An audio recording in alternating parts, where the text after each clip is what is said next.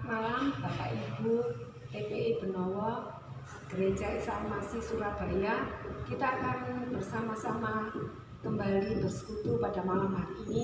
Kita angkat satu pujian, Sungguh Besar Setiamu.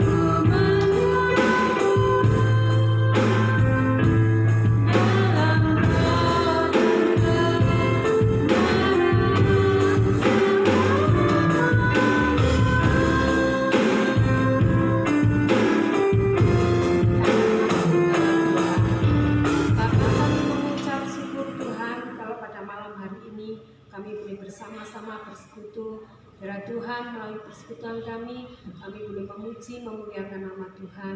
Bapa, kiranya Tuhan Engkau menyertai pujian kami dari awal, tengah, kepada akhirnya. Terlebih Tuhan, kalau kami tidak mendengarkan firman-Mu, biar Tuhan sendiri akan bentuk setiap kami, biar kami boleh senantiasa menjadikan rema dalam kehidupan kami. Terima kasih Tuhan, kami serahkan persekutuan kami dari awal, tengah, pada akhirnya. Hanya dalam nama Tuhan Yesus kami berdoa. Amin. Kita akan siapkan hati kita untuk mendengarkan firman Tuhan. Kita akan pujikan kekuatan di hidupku.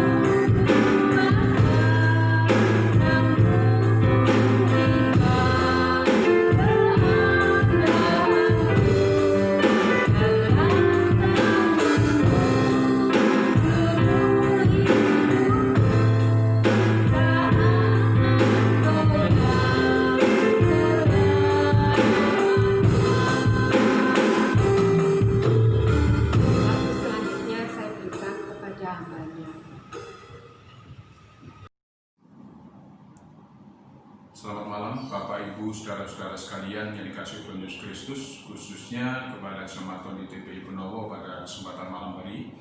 Mari kita akan bersama-sama beribadah, kita akan membaca merenungkan kebenaran firman Tuhan pada kesempatan malam hari ini. Sebelumnya saya mengajak Bapak Ibu sekalian untuk bersama-sama berdoa. Mari kita berdoa. Bapa di dalam surga, terima kasih jika pada kesempatan malam hari ini kami bersama-sama memuji Tuhan, memuliakan nama Tuhan. Demikian juga saatnya kami akan mendengarkan sebagian kebenaran firman-Mu yang akan menolong kami, menolong hamba-Mu yang akan menyampaikan firman Tuhan, sehingga kebenaran firman Tuhan pada kesempatan malam hari ini boleh menjadi berkat bagi kami semua dan meneguhkan iman percaya kami kepada Tuhan. Pimpin urapi setiap kami semua yang mendengarkan kebenaran firman-Mu. Terpujilah nama Tuhan, dan di dalam nama Tuhan kami Yesus Kristus menaikkan segala syukur dan doa kami. Haleluya. Amin.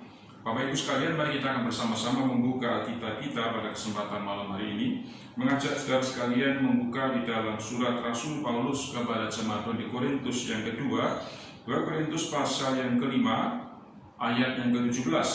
2 Korintus pasal 5 ayatnya yang ke-17, Alkitab kita mengatakan demikian.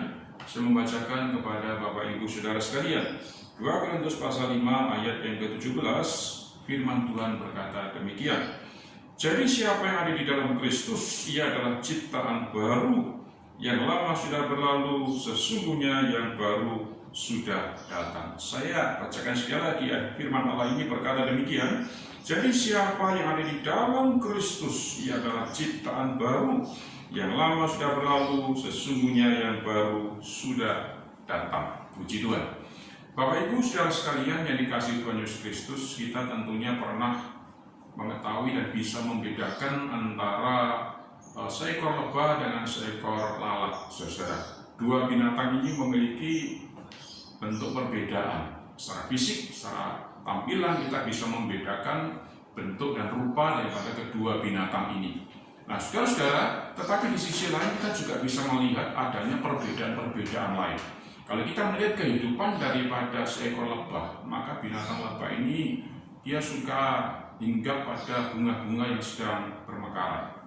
Tetapi sekalian, binatang lalat itu justru tidak suka menghinggapi tempat-tempat yang indah seperti bunga ataupun tempat-tempat yang berbau harum. Justru lalat itu lebih suka kepada tempat-tempat yang kotor. Misalnya sampah, tempat-tempat yang berbau itu merupakan tempat kerumunan dari binatang lalat. Saudara, kita bisa membedakan dan melihat tentang kehidupan daripada dua binatang ini. Saudara, lalat suka menghinggapi tempat-tempat kotor, tetapi lebah suka menghinggapi tempat-tempat yang berbau harum, bunga dan sebagainya. Nah, saudara, melalui gambaran ini kita melihat bagaimana Tuhan pada mulanya menciptakan kita, kehidupan kita semua itu memiliki satu rencana yang baik. Tuhan memiliki satu bentuk rencana dalam kehidupan manusia, dibentuk dalam dunia ini dengan tujuan yang mulia. Saudara dan saya adalah ciptaan Allah yang mulia dan berharga di mata Allah, dengan tujuan supaya hidup kita semua bisa memuliakan nama Tuhan. Kita bisa memuliakan nama Allah di dalam kehidupan kita. Itu rencana Tuhan di dalam permulaan pertama kali ketika Tuhan menciptakan kita manusia. Tetapi Bapak Ibu sekalian, justru manusia lebih menyukai kehidupan di dalam dosa. Manusia bukan lagi menginginkan hidup di dalam kebenaran Allah. Alkitab jelas memberikan gambaran bagaimana manusia justru hidup di dalam perkara-perkara kejahatan. Nah, saudara-saudara sekalian, di dalam kebenaran firman Allah ini kita juga bisa melihat bagaimana masa lalu hidup manusia yang penuh dengan dosa itu diwarnai dengan perbuatan perlakuan yang sangat tidak berkenan kepada Allah. Bagaimana manusia yang berdosa itu di dalam pikirannya mengandung perkara-perkara kejahatan, pikirannya melakukan hal-hal yang dipenuhi dengan perkara-perkara dosa di dalam kehidupannya. Pikiran-pikiran kita, pikiran-pikiran lama kita diwarnai dengan perkara-perkara kejahatan. Belum lagi dengan perbuatan kita yang kita lakukan. Setiap hari manusia cenderung melakukan perbuatan-perbuatan jahat. Perkataan kita juga melakukan perbuatan-perbuatan yang tidak menyukakan hati Tuhan. Saudara-saudara, itulah gambaran kehidupan manusia yang penuh dengan dosa-dosa, kejahatan yang begitu rupa itu mewarnai seluruh kehidupan manusia yang tidak berkenan kepada Allah. Artinya, kita semua adalah orang-orang berdosa di hadapan Tuhan. Nah, Bapak Ibu sekalian, kalau kita menyadari bahwa diri kita adalah orang-orang berdosa kepada Allah, kita mengatakan kepada kita semua bahwa ketika kita hidup di dalam Tuhan, katakan kita ini sudah menjadi ciptaan yang baru. Tuhan sudah mengubah hidup saudara dan saya menjadi ciptaan yang lain, ciptaan yang diubahkan oleh Tuhan. Oleh sebab itu, Bapak Ibu sekalian, kalau kita menyadari bahwa diri kita adalah ciptaan yang baru, yang dibentuk Allah menjadi manusia baru dalam kehidupan kita, diubahkan dari hidup yang lama menjadi hidup yang baru, maka apa yang harus kita lakukan di dalam kehidupan kita? Saudara, ini permohonan kita pada kesempatan malam hari ini. Apa yang harus kita lakukan di dalam kehidupan kita sebagai orang-orang yang percaya kepada Kristus? Saudara, hal yang pertama yang perlu kita sadari, yang perlu kita hayati bersama-sama dalam kehidupan kita sebagai orang-orang beriman kepada Allah. Poin yang pertama berbicara bahwa sebagai orang yang percaya, kita harus sungguh-sungguh menyadari dan menghargai betapa segala dosa kita itu telah ditebus oleh Kristus. Sehingga selanjutnya kita harus meninggalkan cara hidup kita yang lama dan memulai hidup yang baru sebagai ciptaan Allah yang baru. Bapak Ibu sekalian, ini poin yang pertama yang perlu kita renungkan bersama-sama pada kesempatan malam hari ini. Bagaimana ketika Tuhan sudah memanggil kita dari kehidupan yang lama, Tuhan mengubahkan kita dari posisi lama menjadi orang yang berdosa tadi, diubahkan menjadi posisi yang baru, dalam posisi yang baru sebagai umat ciptaan Tuhan. Saudara-saudara, maka kita harus meninggalkan cara hidup kita yang lama. Paulus memberikan satu gambaran bagaimana kata menanggalkan di sini berbicara menggambarkan bagaimana orang yang memakai pakaian lama, pakaian yang kita pakai dulu itu ditanggalkan. Contoh misalnya Bapak Ibu sekalian, kita pulang dari satu pepergian yang jauh, kita pulang ke rumah, kemudian kita mengganti dengan pakaian yang baru. Jadi kita sedang menanggalkan, kita mencopot pakaian yang kita pakai, kemudian kita memakai pakaian baru. Ini menanggalkan.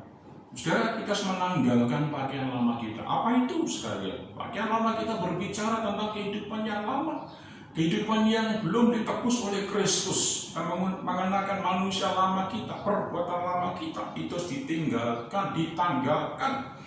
Kemudian memakai pakaian baru, yaitu pakaian yang diperbarui oleh karya Roh Kudus di dalam kehidupan kita. Ketika Tuhan memperbarui hidup kita, Tuhan memberikan pakaian yang baru, yaitu perbuatan kita yang baru yang diberikan Allah kepada kita semua. Dengan demikian Bapak Ibu sekalian, kita perlu menyadari hal ini. Banyak orang tidak bisa menyadari sehingga hidupnya terus berkubang di dalam perkara-perkara kejahatan. Karena apa? Tidak menyadari bahwa dirinya sudah ditebus Allah, dirinya sudah mengalami penebusan Kristus yang Tuhan sudah ubahkan sedemikian rupa, yang seharusnya dia sadari. Kemudian dia memiliki satu kemauan untuk hidup yang baru di dalam Tuhan. Bapak Ibu sekalian, di dalam Roma pasal 6 ayat yang ke-11 dan 12 kita mengatakan demikian. Roma pasal yang ke-6 ayat 11 dan 12, firman Tuhan mengatakan demikian. Saya bacakan untuk Bapak Ibu sekalian. Roma 6 ayat 11 dan 12. Demikianlah hendaknya kamu memandangnya bahwa kamu telah mati bagi dosa, tetapi kamu hidup bagi Allah dalam Kristus Yesus. Sebab itu hendaklah dosa jangan berkuasa lagi di dalam tubuhmu yang fana, supaya kamu jangan lagi menuruti keinginannya. Saudara-saudara, Paulus mengatakan di dalam kebenaran firman Tuhan bagaimana supaya kita ini menanggalkan hidup lama kita. Firman katakan supaya dosa yang tidak berkuasa lagi atas kehidupan kita. Saudara, berbicara tentang penguasaan itu berarti apa? Ada satu pribadi yang mengontrol, yang menguasai seluruh keberadaan diri kita. Yang berkuasa siapa? Apakah Roh Kudus atau kuasa-kuasa lain, kuasa-kuasa jahat dalam kehidupan kita? Nah, Paulus katakan supaya kuasa Roh Allah itu berdiam diri dalam kehidupan kita. Bukan lagi kuasa-kuasa jahat, bukan lagi kuasa-kuasa dosa, tapi Roh Kudus, Roh Allah sendiri yang menguasai, berkuasa dalam kehidupan kita, sehingga apa? Dosa tidak lagi menguasai seluruh kehidupan diri kita. Bapak Ibu sekalian, itu yang pertama. Poin yang kedua, Bapak Ibu sekalian, apa yang harus kita lakukan dalam kehidupan kita supaya kita mengalami satu pembaharuan dalam hidup kita? Saudara, kita harus menyadari melakukan satu tindakan bahwa hidup kita sekarang ini harus berbeda dengan hidup yang dahulu. Hidup yang ditebus oleh Allah tadi, hidup sekarang ini, Bapak Ibu sekalian, harus memiliki satu keberbedaan dengan hidup yang dahulu. Kalau dahulu kita mengenakan manusia lama kita masih melakukan perbuatan-perbuatan lama kita. Ketika seorang ditebus oleh Allah yang menjadi manusia baru, maka kita mengatakan hendaklah sekalian kita ini memiliki satu keberbedaan. Ada perbedaan yang nyata. Saudara-saudara sekalian, ada perbedaan yang nyata dalam kehidupan kita. Artinya apa? Sudah orang melihat, oh orang ini adalah pribadi anak Tuhan yang sudah diubahkan oleh Allah. Oh orang ini adalah anak Tuhan yang sudah mengalami satu pembaruan hidup. Itu nyata, dilihat oleh orang lain. Ada perbedaan yang nyata yang dapat dilihat oleh sesama kita. Nah, tinggal kita Bapak Ibu sekalian bagaimanakah dalam kehidupan kita? Apa kita sudah merubah diri kita dengan pertolongan Tuhan, dengan kekuatan Tuhan? Yang kita mengatakan bahwa diri kita mau diubah oleh Allah, sehingga apa? Orang lain melihat ada perbedaan yang nyata antara kehidupan orang yang belum mengenal Kristus dengan orang lain percaya kepada Tuhan. Jangan sampai Bapak Ibu sekalian orang melihat, oh ini orang Kristen, anak Tuhan, ternyata hidupnya sama saja. Hidupnya wiwon, sami mawon, tidak ada bedanya. Nah, saudara-saudara, kalau kita mendapatkan cap demikian, maka apa bedanya kita dengan orang-orang luar? Orang tidak percaya kepada Kristus, maka kekristenan tidak dapat kita nampakkan dalam hidup kita. Kalau perbuatan kita, perkataan kita, ucapan kita itu sama dengan orang yang belum mengenal Kristus, maka apa bedanya kita dengan orang-orang luar? Kita sama saja, tidak ada perbedaannya. Nah, kita mengatakan supaya kita ini berbeda, berubah, ya, berbeda dengan orang-orang di luar sekalian. Nah, bagaimana caranya? Mari kita menampilkan sesuatu yang berbeda dari yang dahulu. Memang kita dahulu adalah pribadi-pribadi ketika belum mengenal Tuhan, itu mengenakan hidup lama kita, manusia lama kita belum diubahkan Allah. Tapi kalau kita mengenal Kristus, maka seharusnya hidup itu diubahkan oleh Tuhan yang mengubahkan diri kita, bukan karena kekuatan kita, bukan karena kemampuan kita diubahkan Allah, tapi karena pertolongan Roh Kudus dalam hidup kita yang memampukan kita untuk kita berubah oleh karena Tuhan. Saudara-saudara, mari kita lihat dalam 1 Petrus pasal pertama ayat 18 dan 19. Kita mengatakan demikian. 1 Petrus pasal yang pertama ayat 18 dan 19 dikatakan demikian sebagai penutup kita malam hari ini. Firman Tuhan mengatakan demikian, sebab kamu tahu bahwa kamu telah ditebus oleh cara hidupmu yang sia-sia, yang kamu warisi dari nenek moyangmu itu bukan dengan barang yang fana, bukan pula dengan perak atau emas. 19, melainkan dengan darah yang mahal, yaitu darah Kristus yang sama seperti darah anak domba yang tak bernoda dan tak bercacat. Saudara sekalian, Petrus memberikan satu gambaran kepada kita bahwa kita sudah ditebus oleh darah Kristus, darah yang mahal, ya, bukan darah anak domba yang pada waktu perjanjian lama dikatakan bahwa ketika orang-orang datang kepada Tuhan maka dia mempersembahkan korban binatang, korban darah, dipersembahkan kepada imam, imam mempersembahkan kepada Allah sebagai korban persembahan kepada Tuhan. Saudara, korban Kristus lebih daripada korban-korban sembelihan. Korban Kristus lebih daripada korban-korban bakaran apapun yang dilakukan oleh imam pada masa perjanjian lama. Yesus Kristus memberikan dirinya dengan darah yang mahal. Diberikan untuk siapa? Saudara dan saya, supaya kita mengalami satu penebusan yang sempurna daripada Tuhan kita Yesus Kristus. Saudara, pada kesempatan malam hari ini, sesuai dengan perenungan kita, mari kita datang kepada Tuhan, memohon pertolongan, memohon kekuatan Tuhan, supaya hidup kita ini hari demi hari diproses Tuhan, dibentuk Tuhan dengan kekuatan Roh Kudus, dengan pertolongan Tuhan, supaya apa? Hidup kita bisa memuliakan nama Tuhan, hidup kita bisa mengagungkan nama Tuhan, hidup kita bisa menjadi saksi dan berkat bagi banyak orang, dan disitulah nama Tuhan dapat kita muliakan. Saudara, kiranya perenungan malam hari ini membawa kita semua sebagai jemaat Tuhan, khususnya TPI Benowo dan jemaat yang lain yang menyaksikan tayangan video pada kesempatan malam hari, boleh meneguhkan kita, membawa kita hari demi hari semakin mempermuliakan nama Tuhan kita Yesus Kristus yang mengubah hidup kita hari demi hari. Tuhan memberkati kita dengan kebenaran firman-Nya. Amin. Mari kita berdoa. Bapa di dalam surga, terima kasih. Biarlah perenungan malam hari ini membawa kami semua jemaat Tuhan, baik jemaat TPI Benowo, khususnya jemaat-jemaat yang lain yang juga boleh bersama-sama beribadah malam hari ini, membawa kami semua sebagai jemaat yang diubahkan Tuhan hari demi hari semakin memuliakan nama-Mu ya Bapa. Terpujilah nama-Mu. Kami mendoakan, menyerahkan juga untuk seluruh jemaat-Mu yaitu TPI Benowo, biarlah juga memberkati dan menolong dan pertumbuhan jemaat hari demi hari semakin memuliakan nama Tuhan. Berkati juga untuk seluruh kami yang boleh bersama-sama beribadah melalui siaran online pada malam hari ini. Terpujilah nama-Mu ya Bapa. Di dalam nama Tuhan kami Yesus Kristus yang menaikkan segala syukur dan doa kami pada malam hari ini. Haleluya. Amin.